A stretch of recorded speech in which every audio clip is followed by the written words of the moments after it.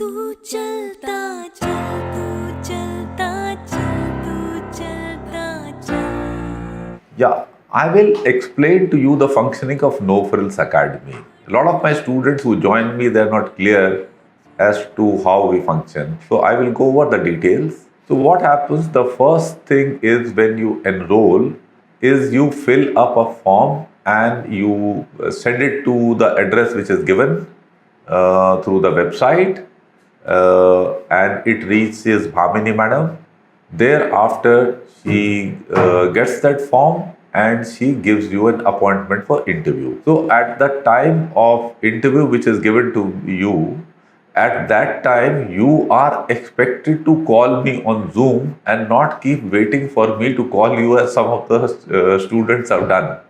And as a result, we have lost valuable time. So the first step is that I get this form from you, which is filled up. It is quite similar to the PIQ form of the SSB. It has got certain more details. So the first step is that I interview you through a session of the Zoom. This takes about 1 hour or maybe sometimes little more. It can go up to 1.5 hours or so in some cases. So in this first interaction, I am able to assess for the student as to what aspects of his personality are okay from the perspective of SSB and what aspects would need improvement. I explain all these things to him straight away. Now, once I do that, I also give to him a suggested roadmap for improvement, in which I tell him in very specific terms that these are your weaknesses, and I advise you that in this manner you should go about doing the things. For example, I may have told a student who I found that his engineering knowledge was poor. It was not up to the mark, and he was due to face SSB in about a couple of months, and he was also due to write the exam of AFCAT in next 2 or 3 months. So I may tell him, though your knowledge of your core subjects is weak, but I advise you not to bother about this issue at the moment. For the next 2-3 months, it will make sense for you to focus on the AFCAT or the CDS written examination, and let us hope for the best in case some questions get asked about your core subjects in the interview. My reason for doing this is in the best interest of the student. The reason is that though his core subject knowledge is weak, if he tries to focus on this as well as the written examination, he will fritter away his energies. And the result may be that his performance in the written exam may dip, his general knowledge also may not be good enough. And after all, when he faces the interview, the questions which the interviewing officer may ask him about his core subjects, he may still not be able to answer. After all, with 1 month trying to brush up your knowledge on core subjects will not be sufficient to compensate for the 4 years which you practically wasted. So this is the reason. So I give out very clearly that these things you should be doing as a roadmap for improvement, and experience has shown me over the about 4-5 years that the students who have followed this roadmap have been very successful. And those who have tried to decide their own ways and means, and by going into trying to do things which I have told them not to do, focusing on practicing psychology tests, questions and answers for interview and all that things which I don't advocate at all, they lead to lowered performance. So this is very clear. In case you have not understood it clearly when I interviewed you first time and I have explained this roadmap to you, when we speak next time, please clarify. Now, most students who are appearing for the SSB for the first time, I tell them to go through the complete details given in the practical guide to become an officer. about the SSB aspects as also the screening process, including watching our video on the screening process thoroughly. And I asked them to raise questions on that issue. Whatever questions that come to their mind about these things. It is very pertinent that they should ask me these questions, because after that I presume that they are quite clear as to what is going to transpire as far as the SSB is concerned. Now, quite a few students do not clarify these things. I just had a student who spoke to me, I think 15 to 20 days after her initial interview with me. She sent me her written work after I think about 3-4 days, which I had checked and replied to her. Thereafter, I expect the students to speak to me in the next 1 or 2 days. And for that, no appointment is warranted. I give out very clearly in my mail that I am free in the daytime from approximately 10:30 in the morning till evening about 3 p.m. and thereafter from about 8 p.m.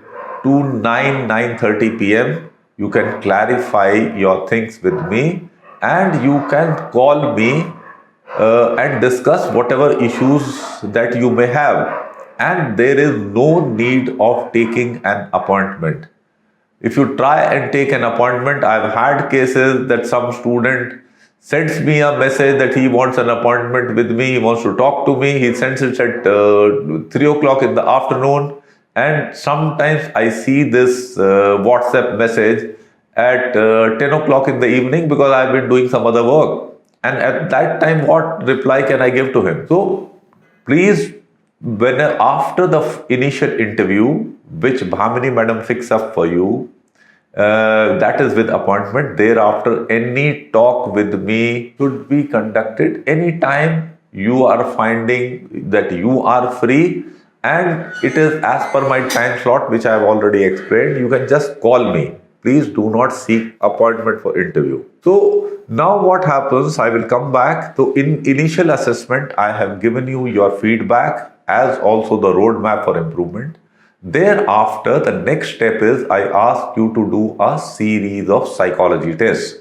Same things which you encounter in the SSB, and based on the roadmap for improvement that I have explained, I ask you to prepare a daily routine for yourself. So once I get your written work of psychology test and your daily routine, I go through these aspects. At times, maybe in 2, 3 or maximum 5% cases, I learn something new about my student. So when we speak next time, that is without interview, appointment, in that I explain those aspects to him. And generally there is nothing new I have learned. So I go through the psychology responses and guide the individual as to how he can perform a little better in the psychology test.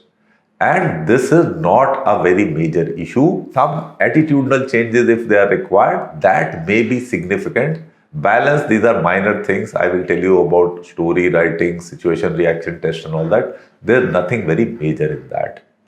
So I tell you these things. The major issue thereafter is the routine which you have prepared. We scrutinize it in detail, both of us, and then we evolve whether it is okay. If it is not okay, what changes are warranted, and then we go about fixing this routine. Now, once this has been done, so thereafter, I expect all my students to call me once in a week to discuss their progress as to how they have been following the routine, how things are progressing, and any clarifications that they have. Like I said, that the students who have never been to SSB, they should clarify all issues related to SSB about the screening process. These things they should clarify with me. Now, once we have seen a student progressing in a decent manner in a week or 10 days or so, and we find that he is following the routine and he is progressing in a consistent manner, then what we do, we again make a further plan.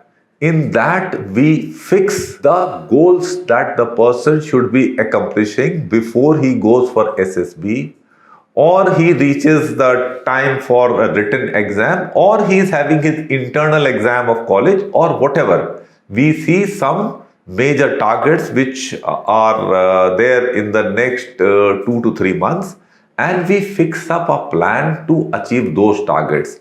It will be pretty firm as far as what academic knowledge we are expecting, what kind of general knowledge we are expecting, what level of English we are expecting, what level of physical fitness we are expecting. So we fix up all these things, and so weekly we keep interacting, and then we keep monitoring the progress. Now there are other things which are there in No Frills Academy, and that they are also very significant. We have created groups among our students which are controlled by a group coordinator, and invariably our group coordinators are of a level that they are fit for getting recommended in my eyes, and they coordinate the group activities. In these group activities, the students carry out regular discussions on things like, GD is there. They carry out discussions on the PPDT part of the screening. They carry out discussions about, they deliver lectures to each other. The lecturate is a part of the GTO test, and they discuss about group planning exercise. So some groups, carry out discussions on alternate days. Some groups carry out discussions on every day. The groups which are closer to their SSB, they discuss practically every day at fixed times.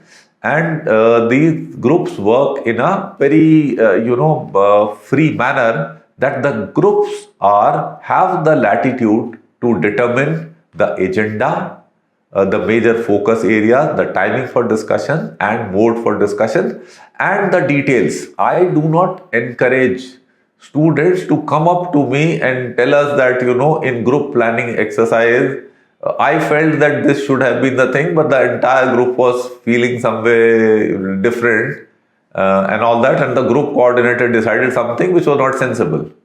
Because generally it is not going to be so. However, in case you feel that there is something seriously amiss, then definitely you can raise these issues with me by calling me separately. Now, to sort out the coordination of the groups and their activities, Bhamini Madam remains involved, and she coordinates the activities of the coordinator, the numbers of people attending, and various details of what all is transpiring. Now, twice a week, I take sessions for the entire students on Wednesdays and Sunday mornings. In that, we settle all issues of a general nature related to whatever, about SSB, it could be about personality development, it could be about time management, it could be about physical fitness, it could be anything like budget has come, the Ladakh incident happened.